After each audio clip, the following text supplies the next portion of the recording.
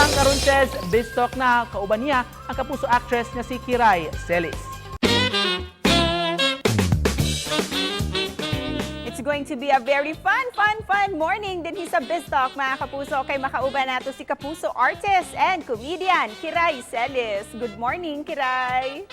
Hi, Na-miss how are ko na you? yung Cebu, grabe. Okay naman ako, sa bahay lang, syempre. Kung hindi naman kailangan lumabas, di talaga ako lumalabas. Super bonding with my family talaga. And you mentioned na-miss mo yung Cebu. Na-miss ka din namin dito sa Cebu. Sobrang na-miss ko yung Cebu kasi taga Cebu yung mama ko. Taga-Tabuan siya. Ay, taga-Tabuan So, pala si mama marunong mo. ako. Half Cebuana ako.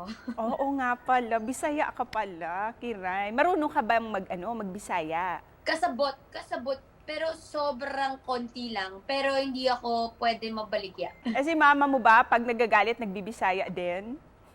Ay, grabe. Sobra. Ang bilis talaga. Saka lalo na kapag may secret sila ni Papa. Simula bata pa lang kami, pag may secret sila ni Papa, binibisaya niya si Papa hanggang sa nung tumanda na kami. Alam na namin lahat ng words ng Cebu. Kaya yung pagkabisaya nila, alam na namin pag nagkukwentuhan sila. Pero first of all, Kiray, congratulations sa milyong views mo sa TikTok account mo, lalo na yung mga funny videos mo with your boyfriend and your brothers and your dad. Paano mo ba sila napapayag mag-TikTok at naka-costume pa ng mga bralettes? Siguro dala rin ng pagkabagot naming lahat, ano?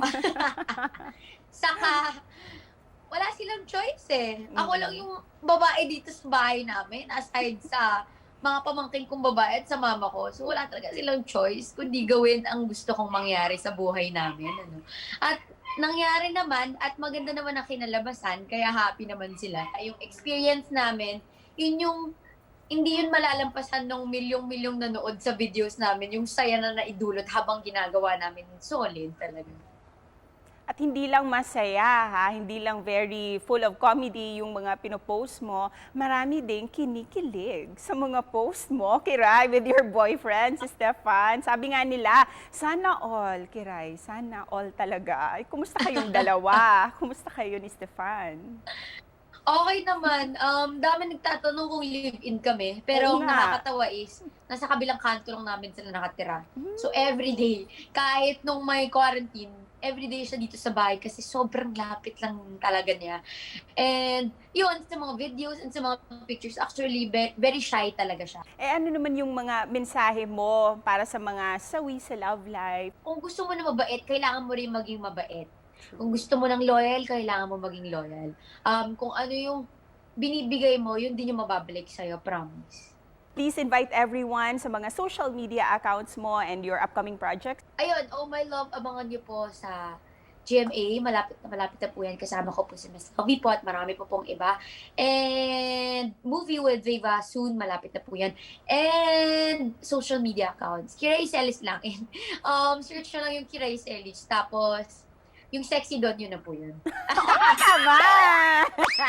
Wala nang ibang sexy at maganda na Kiray Celis. Ikaw lang talaga. And Kiray, before we let you go, ano yung mensahe mo para sa lahat ng mga kapuso natin, lalo na dito sa Cebu? Maging happy lang tayo, maging source of strength natin ng family natin kasi kailangan natin yun para sa kanila at para sa sarili natin. Thank you din, Kiray, sa pampag-good vibes mo sa amin this morning. Daghang salamat. Thank you. See you soon. And that was Kiray Celis, mga kapuso, nga mipaambit kung unsa kasadya ang iyahang quarantine karon nga kauban niya ang tibuok pamilya ug ang iyahang boyfriend. Ug ginaot-usab nga nakahatag siya og pakatawa ug kalingawan kaninyo pinaagi sa iyahang mga funny posts sa social media. Ug mobalik pa ang GMA Regional TV Live.